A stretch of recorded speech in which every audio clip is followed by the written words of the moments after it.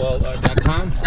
We have the steering on this boat sticking a little bit when we're moving, so what we do is make sure you use something like that's made for the water. This is silicone grease.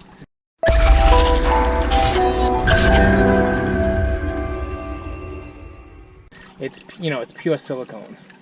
So what you do is go here, take some of my finger, just go like this. Nick, move it. And just rub a little in here. Switch to the other side here.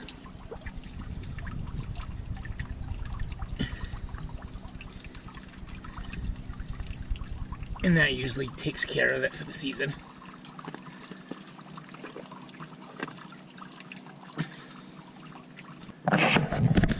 See down there, there's a pipe.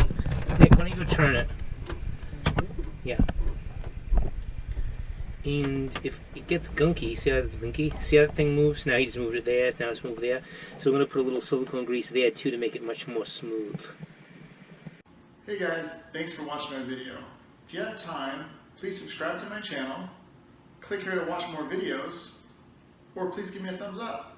Thanks.